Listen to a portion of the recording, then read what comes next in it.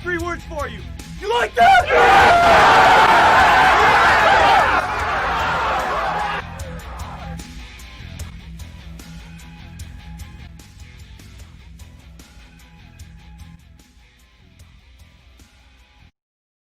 Good evening. It's January 14th, 2021 on this Thursday. Welcome to another edition of The Rest Stop. My name is Brad Restituto. You can follow me on Twitter at Brad the Believer, on Instagram at Brad the Believer, and make sure that you download the Twitch app. Go to Landry Football Conference Call. The Rest Stop's underneath there. And if you miss any part of the show live on Twitch or on Twitter or on my Facebook channel, make sure you download the podcast version on iTunes, Google, Spotify, Audio Boom. Search Landry Football Conference Call, and the Rest Stop will be underneath there. We got a sports-laden packed show for you today, really heavy with sports. We didn't get a chance to hit NFL and football in the last show, barely touched national title game. So we'll go heavy NFL playoffs tonight.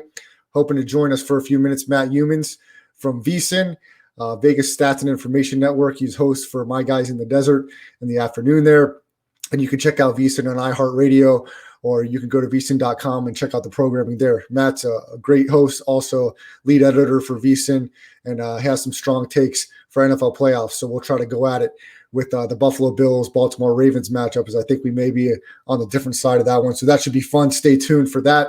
Spencer the Wiz joins me as always. Follow him on Twitter at Spencer the Wiz. We've got the rest of the playoff rundown to go by. Of course, the big trade in the NBA, 4-team deal. James Harden ends up in Brooklyn. And after it was actually Tuesday, we were on the show live after the Houston Rockets got dismantled by the Lakers, and Harden came out in the press conference, pretty much threw his entire team under the bus. So we'll talk a little bit about that. We'll talk about how the Rockets responded tonight with every man down. Yes, your man, the Believer, was high on the Rockets money line just for the simple fact that the psychology for a professional athlete, one of the best players in the league, your former teammate calls you out, throws you under the bus, questions your talent, questions your character, and pretty much everything in between. How do you not come out with one of the most spirited performances of the season? And they did that tonight, and they got a 4-point victory on the road against the San Antonio Spurs. So nice job by the Rockets. Former UNLV men's basketball coach, or men's basketball player, Christian Wood. Big night tonight for Houston as they got the win. So nice job by the Houston Rockets tonight. Spence, let's jump into this trade here with James Harden and the Houston Rockets and the Brooklyn Nets. After what happened Tuesday, it was no question that something had to be done. He wasn't going to be welcomed back in the locker room over there in Houston. It probably would have got physical if he would have shown back up. Less than 24 hours into it, they were able to pull the strings with everyone, and they got the deal done. James Harden is now a Brooklyn Net, and on paper, the optics looked like this team could score. How's this going to work out as a whole for Brooklyn? I mean, the odds here in Vegas moved quickly to Brooklyn now being the favorite in the Eastern Conference to win it all. Do you agree with that? And what are your thoughts on the trigger being pulled by the Rockets and the Nets? Yeah, well, I don't think the trade is technically finalized yet. There's some issue between the Victor Oladipo and Karis LeVert. So the details around that, I guess, are still being talked about. But in principle, of course, the trade has been done. He is going to Brooklyn one way or another. But I mean, there's a lot to think about here when it goes with this trade. I mean, James Harden does obviously, get his wish. He gets to go to the team that he wants to. Whether or not they should have rewarded him for that, I don't know. But I guess at the end of the day, when you get, I think it's 3 first-round picks and then pick swaps. So if anyone doesn't know, pick swaps go so if the Rockets had a worse draft pick, I guess, or a better draft pick, they would swap with Brooklyn and get a better one. So they're technically not giving up 7 first-rounders. Really, it's only 3. And you would expect, obviously, Brooklyn to be better every time. So most likely those pick swaps are not going to be going on most of the time. But other than that, I mean, I think getting rid of Victor Oladipo is certainly, I don't know, questionable. He is on the last year of his deal, so maybe the Pacers just didn't want to pay him. Maybe they wanted to deal with it at a later time because Karis LeVert does still have 2 years left on his contract. To me, those guys are pretty comparable, to be honest with you. I know Victor Oladipo did have that injury, but he seemed to be playing pretty highly up here to start the season. But you do get a cheap deal. I think it's 16 or 17 million for Karis LeVert for the next 2 years. But yeah, I mean, to talk about Brooklyn just for a quick second, obviously, the idea is there's only one ball, right? But I'm not really accepting that argument per se, because we said that about Kevin Durant going to the Warriors. Oh, there's only one ball, Steph Curry, Kevin Durant, Clay. But they made it work out, and they made it work out, pretty historically. Obviously, didn't end up staying for a very long time. Wasn't a dynasty, but when they were there for the 2 years, it stayed, and it was really good. Now, the only problem with that is you got to play defense at some point. That's the argument that I'm looking to hear for it. Kyrie Irving is not a ball stopper for sure. We know James Harden is one of the laziest defenders maybe in NBA history for how good he is. And then who's going to be the leader of the team? That's the other question when it comes to this. I mean, you got Kyrie Irving. Kevin Durant should be the leader, but James Harden just had a hissy fit. I mean, over nothing basically, because he wanted to leave. Is he just going to bow down to Kevin Durant after he kind of lived on the bench in OKC? How is he going to feel after that? They should supposedly are friends, but so are Kyrie and KD, and now their relationship is a little muddied. So yeah, Spence, he's going to have to bow down to Kevin Durant. James Harden looks like the Pillsbury Doughboy. He's about 35 pounds overweight. He's not even close to being in basketball shape. And after him throwing his teammates under the bus, how's everyone else on that Brooklyn team going to look at this guy who's publicly going to do that to his teammates? The optics already look bad. He carried COVID into the strip club and into his team the first week of the season. I don't care how good of a scorer this guy is. He's a jackass off the court up to this point, and so is Kyrie Irving. Kevin Durant is the clear leader of this team, and they better follow in line because, look, the starting lineup optically looks great. You have Joe Harris, who can shoot the lights out of it, DeAndre Jordan, who still can be a rim protector and a rebounder, and James Harden is a great facilitator. He's tied in the top 3 in the league in assists, and that's going to be his role in this offense, and I think he's going to embrace that because I think both of these guys know that they are not the leader of this team, and people are not going to follow these two. James Harden's got to get in basketball shape, and he's got to contribute. I think Steve Nash, Mike D'Antoni, Jacques Vaughn, the staff of the Nets, they cannot be afraid to sit these guys down or not play them much if they're not going to gel correctly, because you still have talent on this team, even though Allen and Dinwiddie's out for the year, and then you traded away Taurean Prince. I mean, look, Kevin Durant is the clear, in a way, leader of this team, and he's going to have to lead not only on and off the court, and everyone else is going to have to defer to him.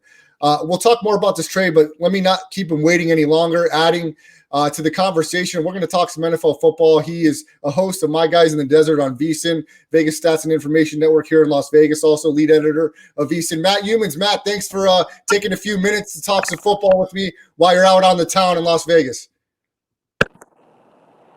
Hey, Brad, good to be on with you, buddy. The sound is a little bit choppy here, so I can't hear everything you're saying, but you want to talk some NFL, right? Yeah, we definitely want to talk some NFL football. And as we're going about it here, Matt, I want to start off with a game, of course, that I'm going to be following very closely.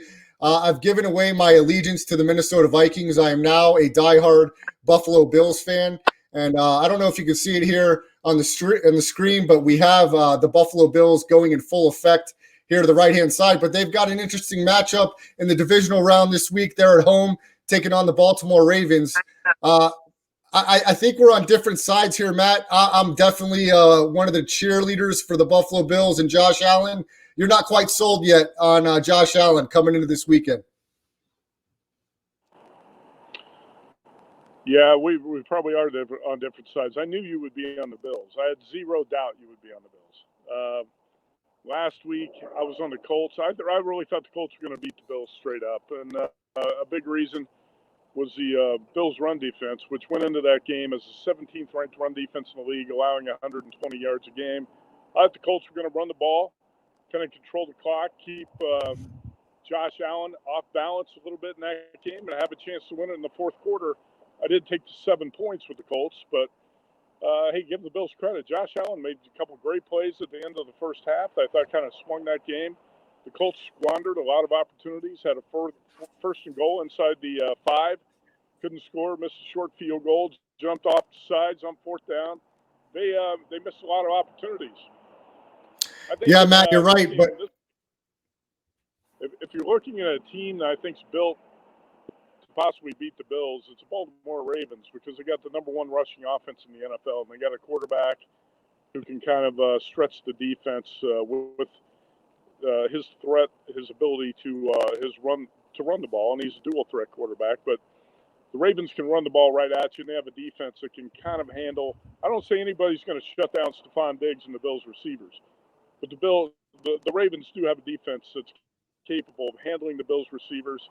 I think it's going to be a great matchup. I'm struggling. I did take the Ravens plus 2.5. I might put the Ravens on a teaser too. I think this is going to be a field goal game either way. And Brad, one thing a lot of people forget about the Ravens, they have one of the great secret weapons in the NFL, and that's Justin Tucker, who's the best long-range kicker in the league. I think Buffalo is, it's just my sense. I could be wrong. I think Buffalo is a year away from being a team that can win the AFC and get to the Super Bowl.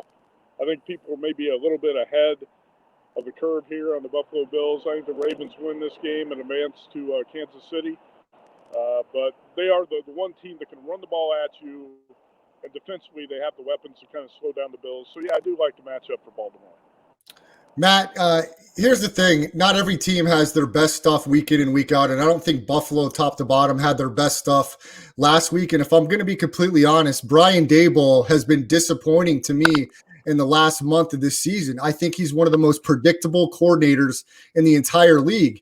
And you've got to be able to keep a defense like Baltimore off balance. And if he comes out in the shotgun and wants to throw the ball 3 out of 4 downs, time in and time out, Buffalo is going to have a hard time winning this game. He's got to show the creativity that he's shown in the past. He's got to commit to a little bit of a running game with the running backs. I know they're very reliant on Josh Allen and Stephon Diggs, but if you do that against a Wink Martindale, John Harbaugh defense, it's not going to be great for Josh Allen. I go back to that Pittsburgh game in the first half, and Daboll and Josh Allen, they go back to pass 90% of the time, and Buffalo could not get out of the gates in that Pittsburgh game in the first half. If it weren't for that interception changing the momentum, that could have ended differently. And Buffalo really took from there, and they moved forward, propelled the rest of the season. I don't care about all your nerd stats and analytics, DVOA, third down conversion, all that's bullcrap. Here's what's going to come down to. If the turnover differential stays within 2 either way, the Buffalo Bills have to run the ball to their running backs 15 times or more. If they do that, they will win. If they don't do that, they will lose. And not to be slept on, the Buffalo Bills kicker, I believe his name's Tyler Bass, he's been nails the last month of the season. So I agree with you. I think this may be turning out to be one of the games of the weekend, but I love Buffalo being at home in their element. And I think the same way that the Baltimore Ravens, they want to send the house on Josh Allen and force him to make big plays under pressure. I think that the Buffalo Bills defensively have got to commit to stopping the run. I don't care if it's putting 9 guys in the box and putting Tre'Davious White on Hollywood Brown. Make Lamar Jackson beat you with his arm at all costs.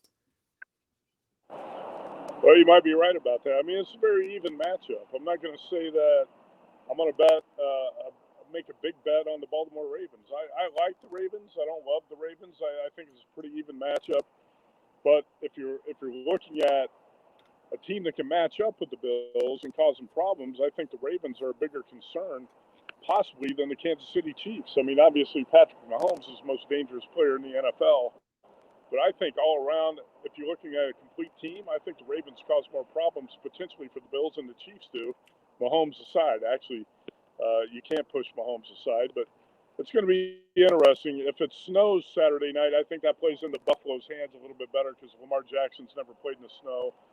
But again, I really think, Brad, the one weakness Buffalo has is a run defense, and you're looking at the number 1 rushing offense in the NFL, and that's going to be something that the Bills are going to have to shore up on Saturday, or it's going to be a big problem. I expect this game to come down to a field goal either way, and obviously it's lined that way. And another reason, like I said, why I'm siding with the Ravens is you have Justin Tucker, who's probably the greatest long-range kicking weapon I've ever seen in the NFL. So that's kind of the wild card in the matchup. I like the Bills. I think what Josh Allen's done has been phenomenal. And Stephon Diggs has had an incredible year as well. And don't forget, they got 2 other big-time receivers. Bills are a legit team. They could win the Super Bowl. I really think the team that wins this game is going to put a serious scare into Kansas City next week. I agree with that, Matt. I just got two more things for you. One reason I'm so hyped up about this game, your former co-host and colleague over at VSIN, John Von Tobel, I've made a bet with him on Twitter. And so if the Bills win this game, I've got bragging rights on Mr. Von Tobel and the rest of the Josh Allen naysayers and kind of your clique over there, Youmans. So I'm excited to see what happens. It's going to be a great matchup. But the last thing I got for you, Matt. Say it again. Record, Brad. I've never been an anti-Josh Allen guy. I've always felt like Josh Allen's got the tools to be a star quarterback in the NFL. I know a lot of guys have talked trash about Josh Allen, but I've liked him since college. And, you have to give a guy time. When he was a rookie, there were a lot of people wanting to bash him and say he couldn't throw with accuracy, blah, blah, blah. Give a guy 3 or 4 years. We're seeing in the third year that Josh Allen has become a superstar type of quarterback who can make all the throws, who can run the ball, who can lead a team to big wins. Yeah, he collapsed in the playoffs last year in the fourth quarter against the Houston Texans, but that was his second year in the league. Give the guy a chance. So I've been a pro Josh Allen guy. Well, unfortunately for you, Matt, whether you are or not, you're guilt by association because your best friend Adam Hill is a Josh Allen hater. So even though you may have been on it, unfortunately you hang out with that jabroni, and now you're guilty by association. So I've got to tie you in with your old boy Adam Hill in the Josh Allen hate club. So last thing, Matt, before I let you go. So make a case for me, if you're dying to bet the LA Rams this week, make a case of how they stay in this game at Lambeau.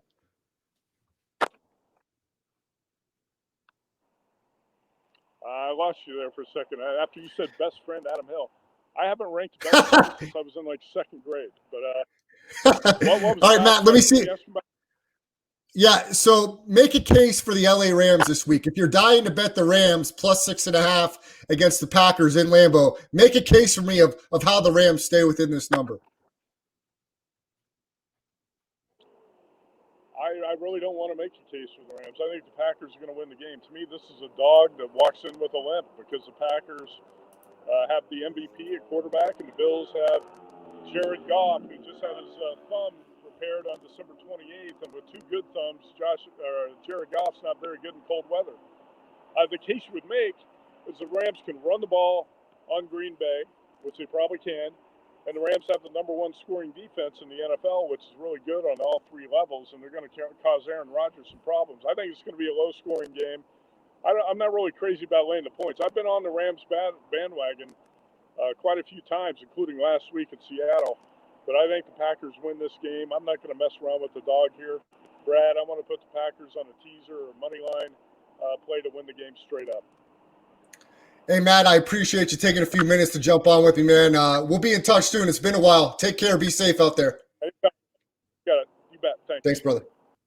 That's Matt Youmans, VSIN editor, host, My Guys in the Desert. Check him out, vsin.com. And Spencer the Wiz jumped back on here. Had to go at Matt Youmans with the Bills game because, look, I got some wagering with the Bills. I've been high on them all year.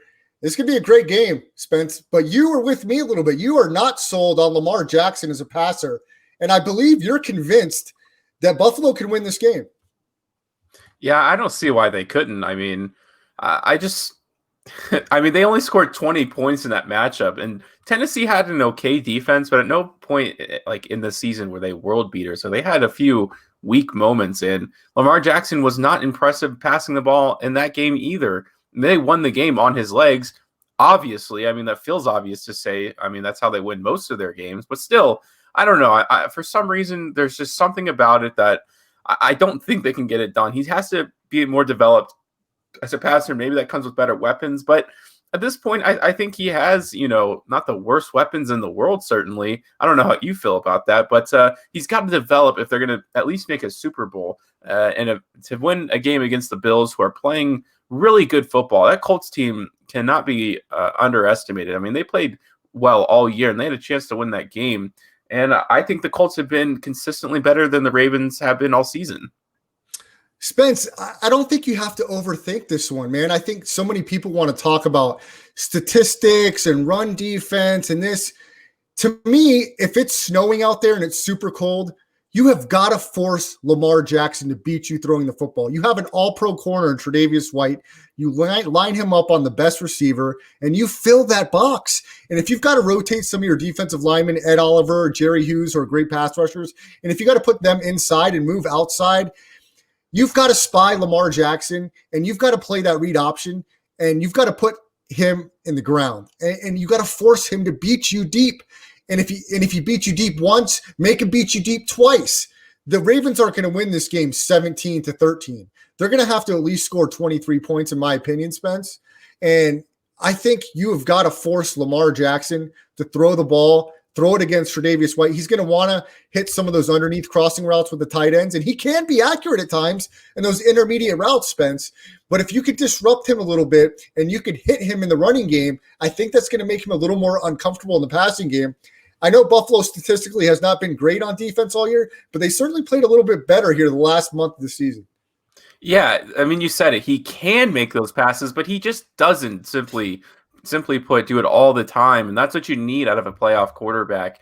Running quarterbacks have never won a Super Bowl in my lifetime. I mean, Colin Kaepernick was probably the closest thing, but even that year after he went to the Super Bowl, he kind of got figured out, and the whole running quarterback seemed to be figured out too. Now, is Lamar Jackson a much better runner than Kaepernick ever was? He was, but again, defenses can scheme for that.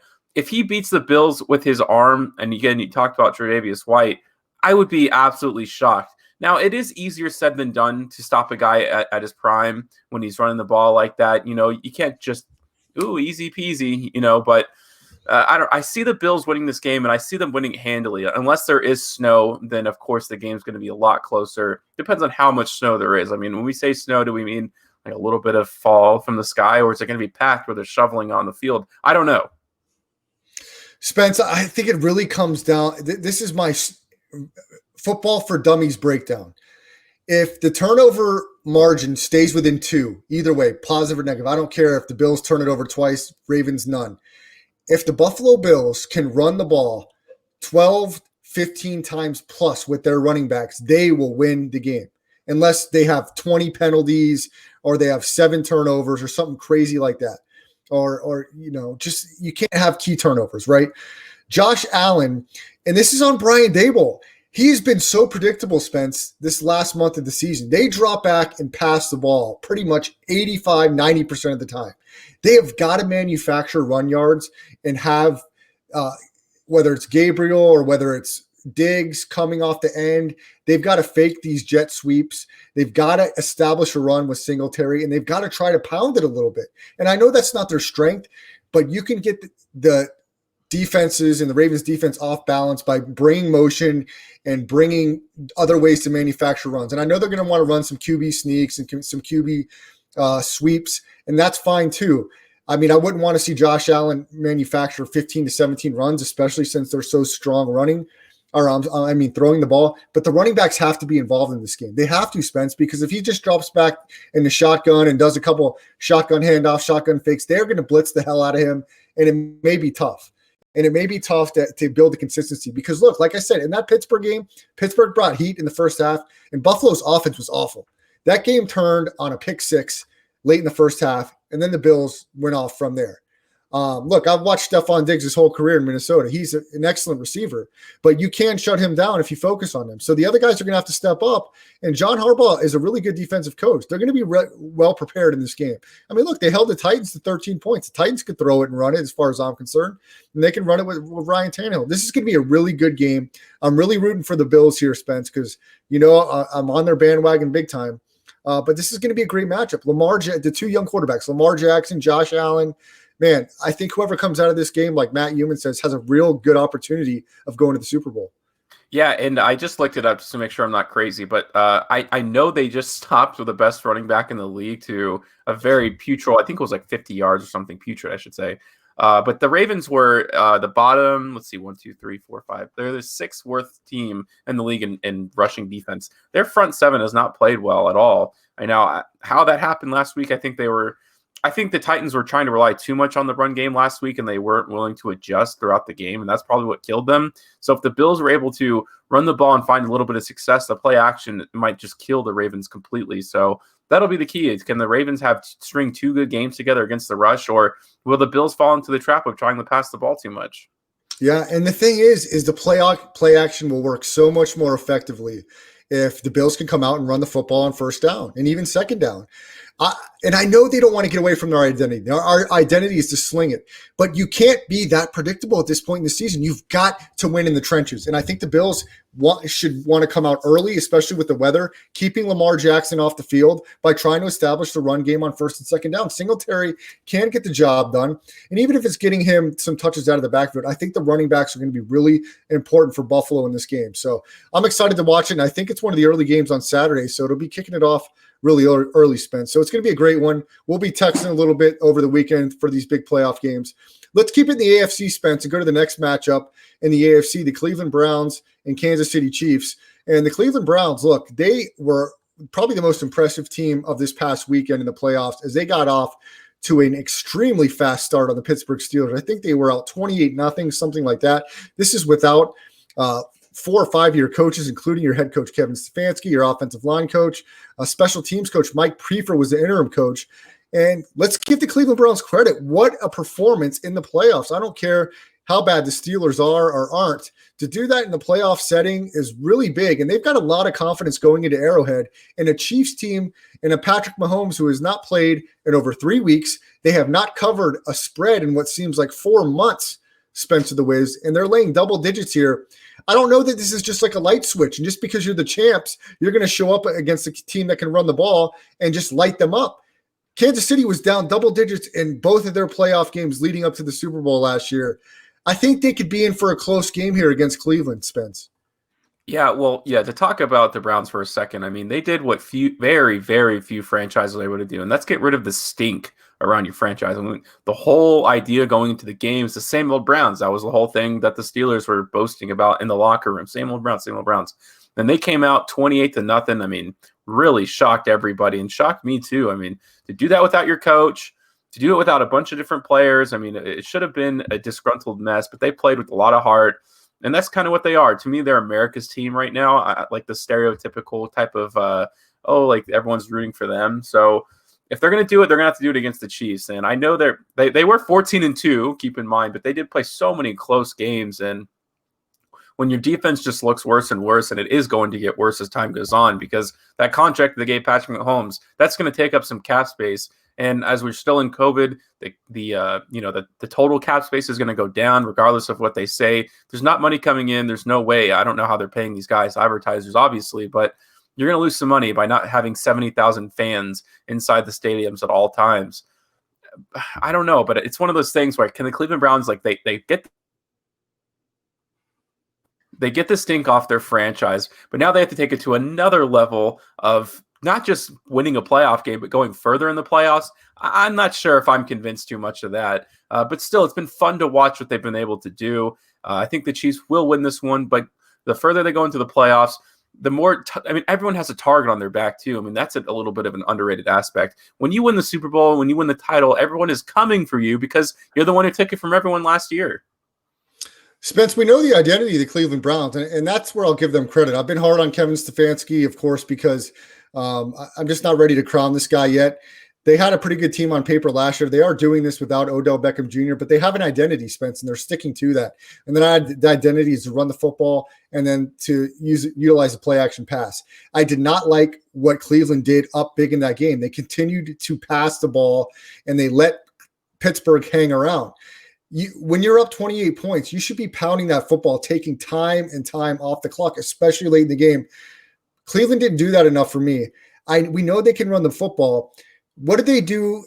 I don't think they play well from ahead, Spence. I know that sounds crazy, but they've led a couple of really big leads 3 times this year. So what are they going to do if they get out on fire in this game and get out ahead? I mean, I don't know that that's going to happen, but I don't know that Cleveland will be able to finish if they get ahead in this football game, and that's what worries me. I think they can. I think they can get out to a lead on Kansas City. Kansas City has not proven to me anything. I don't care that they're 14-1. They have played way too many close games, and it's not the exact same team as last year. And even if it was, they were down double digits in 2 games leading into the Super Bowl.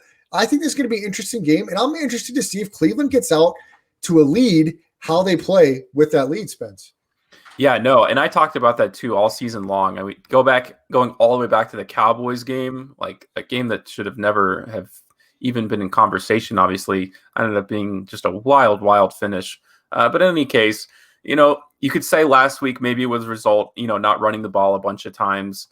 You could say was they didn't have their head coach, so his decision-making wasn't the best. But Stefanski's also made those. And can he fix season-long errors in just seeing one game away? Maybe seeing it from an objective standpoint did change his kind of viewpoint on the way he calls games. That's a lot to ask of somebody. It's like asking John Gruden to stop being such a conservative coach and within games of the season. It's just not going to happen. So if they do get a lead, let's say get off to a 14-0 start, that might be worse for them than playing a close game. I don't know why. It just seems that way. Spence, do you have any thoughts on the total in this game? Do you think this is high scoring, low scoring? What does your gut tell you about how this game goes points wise? Yeah, I mean, Patrick Mahomes has been a little stagnant in the last few weeks. Even when he did play, he's throwing on more interceptions than we've ever seen him in his career. That comes with a lot of obscure decision-making from him. I know he can make any throw, and he has made some of the most miraculous throws you've ever seen in your life, but they are risky at the end of the day, and they're not always going to be perfect. And we saw how active Cleveland was last week with 4 interceptions. I don't think they'll get 4 in him this week. But to talk about the point total, yeah, it seems way too big for me. Like, the Chiefs haven't been explosive as we'd like them to be, and I don't think the Cleveland Browns consistently score. They scored a lot of points against the Steelers, but that came off of 4 turnovers. That's not going to happen. I'm really big into the under here. Spence, let's move to the NFC. Let's start off with Tampa Bay and New Orleans Saints. And this game is in Mercedes-Benz in the Superdome, and the Saints are 3-point favorite. The Saints did win 2 of the first 3 matchups. Spence, how do you think this game lines up? What does your gut tell you about how this one matches up? Breeze and Brady, big quarterback battle with these two. This is it. This is the big game of the season. There's nothing better than this. I don't know. I mean, gosh, this is like one of those things. It's just kind of teeter-totter. I'm going to put it all on the line. I've been saying all season I don't believe in the Saints. I just think that they're going to fizzle out at some point. They're too hot. Drew Brees is not going to be playing well to the finish of the Super Bowl. He's already played 1 game, but that was so easy. You play the Bears. It doesn't get better than that if you're trying to walk into the playoffs and get acclimated to everything. That connection Antonio Brown and Tom Brady had last week was, it's developing really quickly. I think Antonio Brown's first game, he had 30 or 50 yards, but it's going to keep getting better and better. And they still have all these weapons that we're barely even talking about. Rob Gronkowski is still good for a big game at any point in time. Mike Evans, of course, was playing injured. I think he'll be better off this week. And the Saints defense is going to have to hold, but if they kind of let some things through, I don't think the Saints are going to be able to keep up. Alvin Kamara is going to have another one of his big games, which he can, of course, but can you depend on him to get 6 touchdowns or 4 touchdowns every single week? I don't think so. So I'm on Tampa Bay here. And Spence, don't forget Leonard Fournette ran the ball pretty well in the wildcard game against a good Washington football team defense. This is going to be a really good game, Spence. And I want to go back to something I said probably about 9 weeks ago.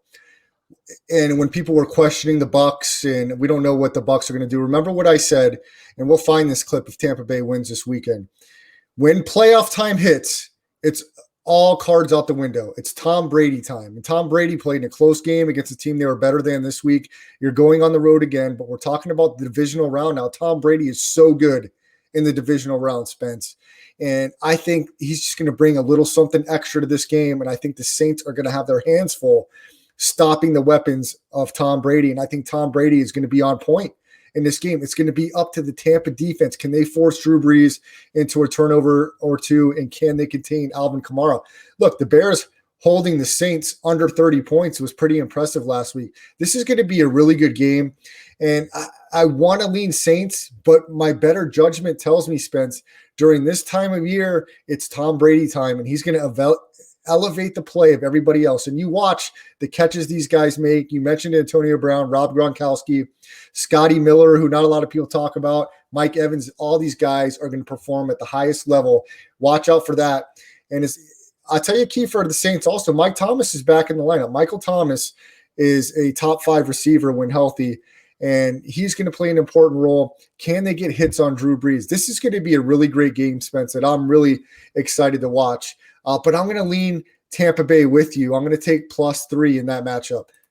Yeah, you just never know. And Michael Thomas does make a difference, obviously. And if there is a point of contention that the Buccaneers aren't just going to be able to keep up, is they don't have the best defense. And going into the season, everyone hyped them up. I never believed it. They're going to have to get to Drew Brees and sack him. If they can get 3 sacks on Drew Brees this game, they will win. But if he's protected, he will have a bit of a field day. They're going to have to try to force a few turnovers. I think that'll be big for the Buccaneers because they're going to give up probably 27 points.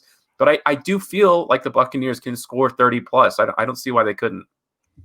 Spencer, I really think top to bottom, this playoff schedule is going to be great this week. I think every game is going to be a really good game, and I'm excited to check it out. And I think every football fan and sports fan out there should be as well. Let's hit the last game in the NFC, the Green Bay Packers at home after the bye week. The banged up LA Rams come to town. And Spence, this is going to be an interesting matchup. A lot of people trying to make a case for the LA Rams. How do you make a case for the Rams here? Sell me on how the Rams stay in this game. Well, they had a lot of success running the ball last week against Seattle. Now, Seattle's defense bad. It is. But we've seen this Green Bay defense look vulnerable at times. Jared Goff is going to have to play a limited role, which he will, and hopefully they have Blake Bortles activated too in case Jared Goff really can't go. And we know there's a little bit of magic there with Blake Bortles. I'm kind of rooting for him. I don't even know why. But another week, to heal the injury is probably better, although playing last week may have stunted his recovery a little bit. In any case, this Rams defense is no joke. I mean, we know that. They can dominate this matchup if they so please. Now, Aaron Rodgers gets the ball out of his hands so fast, which is probably the big problem here. So, look, nothing's really going for the Rams except that they have the experience of going to the Super Bowl, but so does Aaron Rodgers and the Green Bay Packers. For some reason, my gut tells me the LA Rams are going to upset this team. I don't know why. I don't even know if I'll take them. I'll probably take them on a ticket, but I guess for the show, I'll take Green Bay at -7. So I'm trying to hedge my own bet here. So for the show's sake, I'll take -7. You can't do that, Spencer. The Wiz, come on. You know how things work around here. But look, Aaron Donald's not 100%. He's the best defensive player in the entire NFL. He may have some torn cartilage in his ribs. Those other defensive linemen, Fox and Joseph, played fantastic for the Rams last week. Their defense is no joke. And without David Bakhtiari, the all-pro tackle for Green Bay, Matt LaFleur, he's the head coach, but offensive play caller as well. He's going to have to come up with a really good, well-called game. And I think Green Bay is going to want to establish the run and get the ball out of Aaron's hands quickly because that pass rush can't get to you. They were all over Russell Wilson. They made him look like quite the amateur this week and made me look bad in my proclamation for how great Russell Wilson is. So this defense is no joke. But remember, this Rams team almost got beat by the New York Giants. They got dominated by the New York Jets. I think the Rams are going to struggle offensively. I love Sean McVay as a play caller. But man, Jared Goff in this cold weather, Green Bay's defense has played better, Spence. On Thursday night against the Tennessee Titans, they really shut down Derrick Henry, and their defense played fantastic.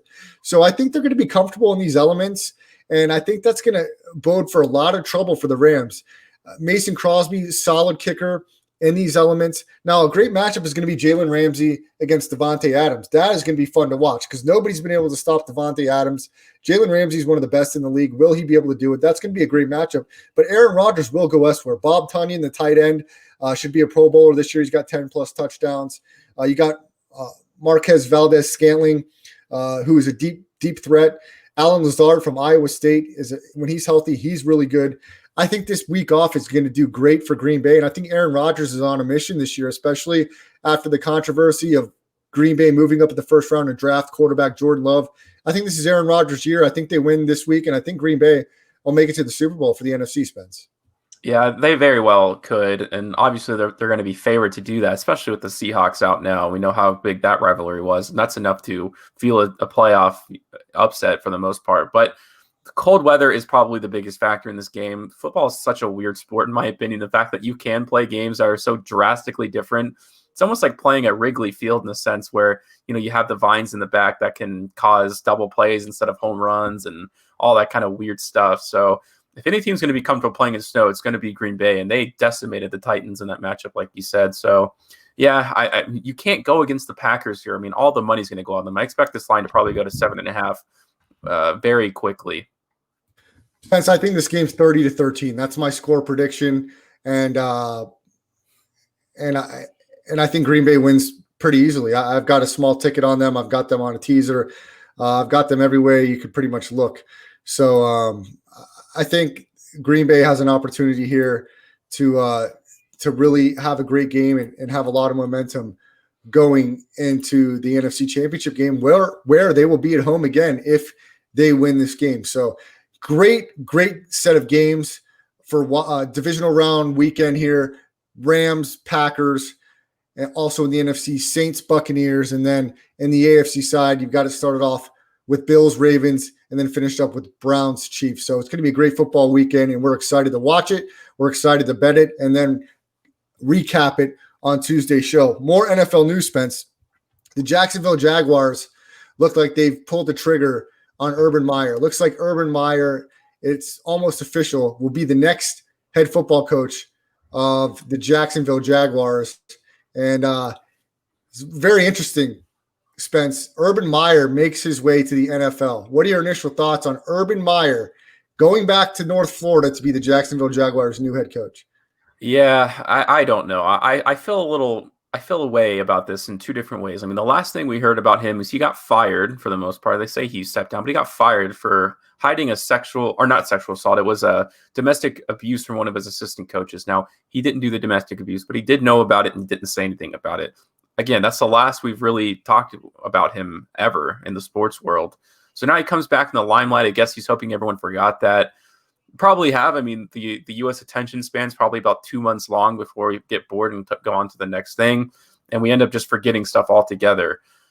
So the reason I'm bringing this up, besides the fact that it's just true, is the Jaguars are another franchise desperately trying to get rid of the stink like the Browns have. And when you bring a guy like that in who you don't know if he's like adjusted or if you can trust the guy, in my opinion, I think that's a really big offense, and it's not being talked about nearly enough. So can they, turn things around? I'm sure. I mean, he's a good coach at Ohio State. He wasn't bad, but we've also seen what college systems can do. Ohio State has been wildly successful this year. Now, they didn't win in the championship game or anything like that, but they got there. And the fact that they've been able to sustain so much success, since he left, might be pretty bad for Jacksonville. We'll see how it goes. I think the situation's great. He's going to be able to bring in the coaching staff he wants to. You're going to draft the top quarterback prospect in many years, Trevor Lawrence. You've got some weapons. You've got Laviska Shenault. You've got DJ Chark on the outside. Running back Robinson, who was fantastic as a rookie this year. If you can have a successful draft, you've got the salary cap room to go all in. Urban Meyer, he does like to hop around a little bit. How long does he stay in Jacksonville? How much power does he have?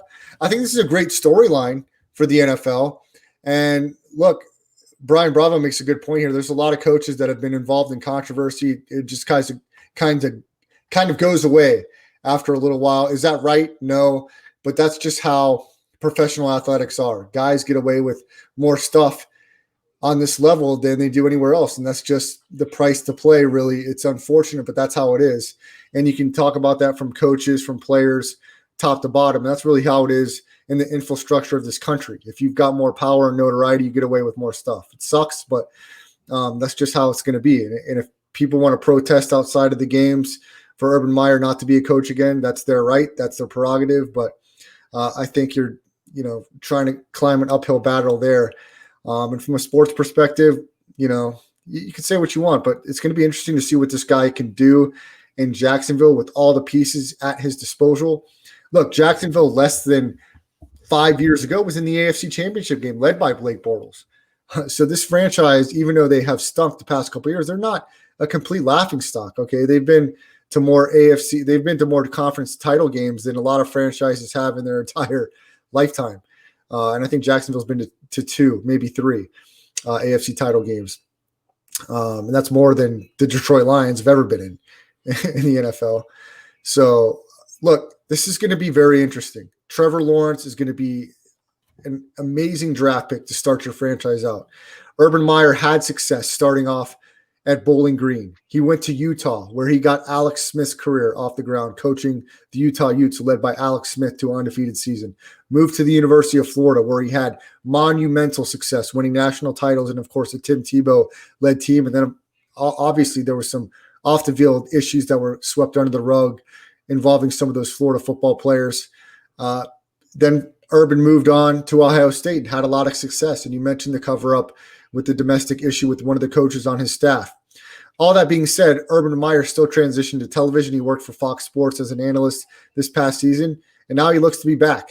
And his first stint in the NFL, we've seen college coaches that have not had success in the NFL, most notably Nick Saban, who is the greatest college football coach of all time, did not have a lot of success.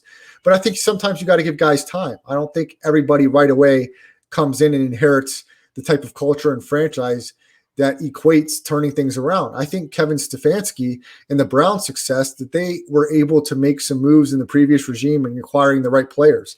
Even though a lot of people were not high on Baker Mayfield, he fits perfectly with some of the running backs that they have, and they have dynamic running backs and a good offensive line, so they can create an identity. So I think it makes it a little easier when you're able to create an identity on offense and an identity on defense very quickly. And I think with Trevor Lawrence and the coaching staff, Urban will have that opportunity. And I think it's going to be very interesting to watch because they're going to be in a division that's quite winnable. I don't think Tennessee and Indianapolis necessarily have a stranglehold on that division forever. I mean, what is Indianapolis going to be at the quarterback position next year? We don't know. Tennessee, they are very inconsistent. Their defense was awful. So I think it's very possible that Jacksonville can have their name in the mix to compete for that division. Maybe not next year, but in the next 3 years, Spence. Yeah, and it's not like they did not have a 1-win roster. They have a lot of talent sprinkled all about. I like their draft pick this year. We know about Miles Jack, obviously. Joe Schobert is also a good linebacker. Very good linebacker. Yeah, so I mean, you can go down the list. It's not like they're devoid of anything, worthy of looking at. And I like their chassis and their pick from LSU in the draft. They obviously got C.J. Henderson, who had one of the worst rookie blunders I've ever seen in my life, where he forgot to tackle somebody because he still thought he was playing in college football rules. But still, like I said, it's not like you're taking on the Raiders situation where there is 0 Pro Bowl talent on your defense. There are guys sprinkled in there that can play football, and it's only going to get better. They're probably going to be bad next year, which is perfectly fine. You're still going to have Tennessee Titans. The Colts are still going to be good. So you have another bad season. So that gives you, whatever they get in this year's draft, hopefully they find something in the second round and beyond. But after that, you get a free first-round pick to kind of the big thing. You fill up the big hole, whatever you feel like is going into that season. Probably get closer to 7 wins. Look, Urban Meyer is a winner. I'm not saying he's bad at coaching. Obviously, this guy has won everywhere, and success follows him. So I don't think it's a coincidence at all. And he's going to get his guy. I mean, hopefully Trevor Lawrence is the franchise guy that they think he is or can be. I'm not sure I'm convinced of that just yet, but we've seen big success stories, and being the first overall pick, you saw it with this year with the Bengals. He lived up to the bill. And I just think college are preparing guys a lot more for the NFL. I think they were so separated before. Now a lot of coaches are moving to pro style offenses to get their kids ready for the NFL. So I think Trevor Lawrence will probably be right up there with that. They can win football games. It's not going to be anytime soon. But if you're a Jacksonville Jaguars fan, I mean, this is the most talk they've gotten in my lifetime, I feel like. That's Spencer the Wiz. Follow him on Twitter at Spencer the Wiz. Brad Restituto, your host, The Rest Stop, every Tuesday and Thursday, 9 o'clock Pacific time on the Twitch app, on twitch.tv/Chris Landry Football. And, of course, live on the Facebook page and on the Twitter account at Brad the Believer. And make sure you subscribe to my YouTube channel, Brad the Believer. It's got all the podcasts, and we're going to come out with some new content as the 2021 year continues to move forward. Spence, more NFL and coaching news. The Philadelphia Eagles earlier this week cut ties with Doug Peterson, and they talked about the philosophies being different. And I was very hard on Doug Peterson after putting in Nate Sudfeld in that season finale, like they were just quitting. It seems more and more that was a decision that was made from the higher ups. And Jeffrey Lurie, the owner, the GM, he's slipping my mind. I don't know why off the top of my head. but I know I don't know why his name is slipping my mind. Howie Jeffrey Roseman. Howie Roseman. That's right, Howie Roseman. Nice save there, Spence. Roseman and Lurie, they were looking to go Carson Wentz, and Doug Peterson wanted to move on with Jalen Hurts. That's what the rumor is. Either way, you can't keep a locker room after you pull Jalen Hurts in a final game where guys, they don't give a crap about draft picks. They're playing for jobs. And you put Nate Sudfeld in a one-score game. You can't have control of that locker room after that, in my opinion. I think you lose them no matter – you just can't take orders in the middle of a game from anybody but you and your coaching staff. I don't care what they say. And because you cannot lose a locker room. And I think that's part of what happened. And the Eagles moved on from Doug Peterson, who won a Super Bowl not that long ago. So what do you think the Eagles do now at this point? Are they going to go young? Are they looking at a Lincoln Riley from Oklahoma? Are they going to try to persuade one of these young and up-and-coming college coaches? Did they interview Eric Bieniemy? What's going to happen to the Eagles head coaching position here? And what route do they go? It looks more and more like ownership and management want Carson Wentz in there. What would you do, Spencer the Wiz? Would you give Carson Wentz another opportunity with the new coaching staff and a healthy team? Or would you see what you can get with him in trade value? Yeah, what trade value are you going to get out of Carson Wentz? Is the best case scenario a second round pick? They're not going to get a first for Carson Wentz, that's for sure. So as a GM, you have to decide if a second round pick is enough. And then you have to say who's going to give you the second round pick. The Steelers, the Steelers are going to look to plug in whoever they can at quarterback because I don't know if they're going to force Ben into retirement, but I don't think they're going to be playing him next season. 4 interceptions in the first round of the playoffs against a division rival who they had basically, swept to the side saying that they don't matter. They got embarrassed for the most part. They did end up keeping it a little close, but not really. So I don't know, man. I'm going to put my tin hat on in a second. I really think Doug Peterson signed some sort of NDA because the decision to take out Jalen Hurts, does a head coach really care that much about draft picks? Because if you do stuff like that, it's going to make you look so bad like it did. So I feel like he got something from upstairs that says to make this decision. The play calling in addition was just so bad at the end of that game. So because we're talking about like 2 weeks after they said that they're going to retain him. So to make this drastic decision, they were basically forced to. So they must have paid him something under the table. Say, don't say anything. Look, I appreciate your services. You won a Super Bowl. We made that decision for you not to do that. But hey, here's some money. Here's an NDA. Go off and be a head coach somewhere else. I think he will find another job or at least be another coordinator. This guy did coach a Super Bowl team when they were like 10-point dogs or something like that against the Patriots. So this guy has skill, but who they're going to replace him with, I don't know. The trend seems to be college. Like I said, that bridge between college and professional football seems to be closing a little bit. So the transition's a lot easier. Back when, 2005, the games were so drastically different. When Urban Meyer was coaching the Florida Gators, that offense obviously was nothing close to an NFL offense, but it was so successful at the time. So, yeah, maybe they will. Eric Bieniemy is the hottest coach in the free agency right now when it comes to head coaching. All these teams are going to have to wait to see where he decides to go. He'll get one of the vacancies. I think there's 7 right now. And every team, Houston Texans, finally added their name to that list and requested an interview for him. Is the Eagles the top one? I feel like they should be one of the top choices to go if you're a free agent head coach. This is a division where a 6-win team went to the playoffs. So if you in your mind think you're such a good head coach that you can get 8 wins, you probably make the playoffs, and that looks better for you on your resume, obviously. And this is a very proud franchise. If you're successful for the Eagles, it's going to take you really far. So we'll see. We'll have to see what kind of requests they put in. I haven't seen it quite yet, but I think a college coach will probably be at the top of their list. Spence, this is a day and time in the NFL where the leash for a quarterback success is a lot shorter than it used to be decades ago, where you allowed guys to sit behind a veteran starter and learn and give him all the leeway possible to succeed. Jalen Hurts showed some flashes, but it looks like, the Dolphins are already talking about moving on from Tua Tagovailoa. And I'm not saying all the Dolphins fans or personnel, but a lot of people are grumbling about that. A possible trade for Deshaun Watson and some of the other situations where Tua may not be the guy. Now, I have my personal opinion whether I think Tua is going to be a franchise quarterback or not that I've shared in the past, but that's not relevant to the short leash that some of these quarterbacks have. If Jalen Hurts gets the starting nod next year and doesn't show progression in his ability to read defenses and throw the football effectively, we're going to hear more grumblings about another guy coming in if he decides to be the guy, and we don't know that. I personally like Carson Wentz. I know that we're on different sides there. I think he's had a string of bad luck. I would love to have Carson Wentz as my quarterback, even though I know he was bad this year. I think this was an anomaly. I think last year was an anomaly. I think the Carson Wentz that had an MVP type season when things were going well is more of the Carson Wentz than the bad Carson Wentz. And I think regardless of the situation, you will see that in the future. And Spence, you know how accurate I am with my quarterback evaluations. The only way I was off this year was Russell Wilson's awful performance in the playoffs. I will make a comeback with my Carson Wentz analysis. He will be back. He will be effective. He will be a successful quarterback in this league. I don't know with who. It may be the Eagles, maybe another team, but Carson Wentz is not done yet, Spencer the Wiz. And hold on. You said you weren't wrong about any other quarterback. Mitchell Trubisky, you're saying, is still a good quarterback after what you saw in that playoff game? There's no way. Well, I don't know that I ever called Mitch a great quarterback, but I think he's got a lot of upside, is what I said.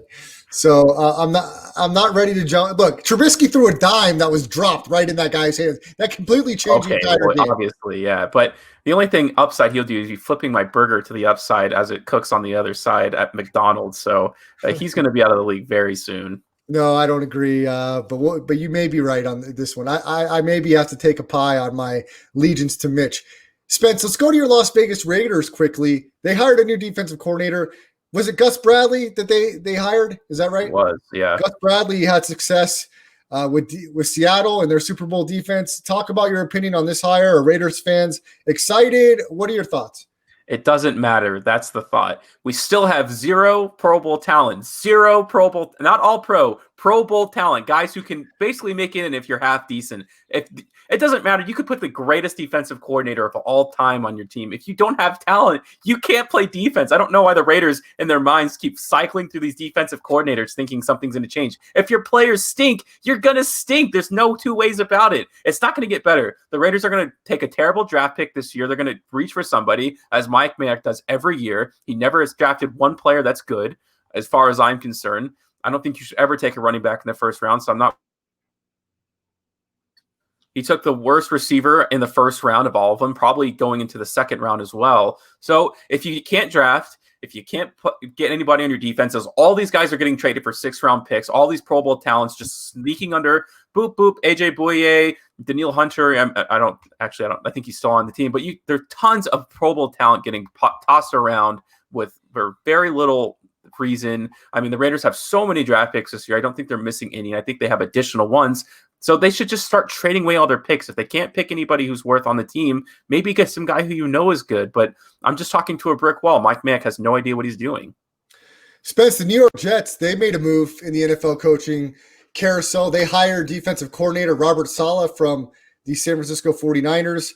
I like this hire. I think he's going to bring in Matt LaFleur's brother as the offensive coordinator for the 49ers, now moving over to the Jets. I don't know what they're going to do, Spence, with Sam Darnold. I think that's yet to be determined. I don't know that they know what they want to do yet, but I think Robert Saleh is going to do a good job of changing the culture. They got some good talent over there. So I think the Jets made a good hire with Robert Saleh. And also some news in the NFL, Spence. The Denver Broncos and John Elway, they hired George Paton to be their general manager. And if people don't know who he is, he was the assistant general manager of the Minnesota Vikings, and he was in that franchise for over 14 years. He's a really, really solid front office guy, and I think it's going to be a really good hire for the Denver Broncos. So all the Denver Broncos fans out there, you scored a good one with George Paton as your new general manager. Spence, let's finish the show up with some NBA. I want to go over the scores tonight. The 76ers, they beat the Miami Heat 125-108. The Miami Heat have a lot of guys in the COVID protocol. Shake Milton had 31 points for the Sixers. They got the cover. The Raptors get a 111-108 victory. They get their 3rd win of the season. I was on it, Spence. The Rockets, if there was any time for the Houston Rockets to play their best game, they were without John Wall. They were without Eric Gordon. They still beat the Spurs on the road with a 34-point fourth quarter. UNLV's own Christian Wood had 27 points, 15 rebounds. He missed 4 free throws, Spence, but he hit 5 threes. The Warriors, they lost by 10 tonight, 114-104 to the Denver Nuggets. And the Indiana Pacers had a really big night, destroying the Portland Trail Blazers 111-87. Domantas Sabonis had 23 and 15. Spence, let's briefly talk about the Indiana Pacers. And in this trade with the Brooklyn Nets, Victor Oladipo moves on. Karis LeVert's coming to Indiana. I like the move. What are your thoughts? I do like it. I mean, they're going to be they have captured the attention of that team. I mean, their new coach. I mean, I give them a lot of flack for obviously getting rid of Nate McMillan. I thought he was a good head coach. I think he should have a job now. But to beat the Portland Trailblazers without technically your best player, although Sabonis has easily kind of taken over that job, they're engaged, man. I don't. He's like, are they going to win anything in the playoffs? Probably not. But they keep proving everyone wrong. They're like going the gauntlet of every team and just crushing them. I don't know what to make of it. I mean, Karis LeVert is going to have his chance to be a franchise guy, which I think he can be. I think he could be kind of the next Bradley Beal. And if he does that, the Pacers' ceiling is very high. I like Miles Turner. I like Sabonis. And I really like Karis LeVert. That is a guy who loves the game of basketball. That's Spencer the Wiz. Follow him on Twitter at Spencer the Wiz. And every Friday night, Spencer the Wiz has a live sports program here in Las Vegas on KSHP 1400 called Delivering Sports. Make sure you check that out and check out Spencer's YouTube channel, Blue Milk Boys Gaming. If you missed any part of the show, make sure you check out the podcast version on Spotify, Audio Boom, Google Podcasts, and iTunes. Search Landry Football Conference Call, the rest stop will be underneath there. Make sure you give us a like, subscribe, and then follow us on our Twitch channel as well. Landry Football Conference Call, Chris Landry Football on Twitch, the rest stop will be underneath there. Everybody enjoy the football this weekend. We'll be back with you live on Tuesday, 9 o'clock for the rest stop. Signing off, everybody. Have a great weekend.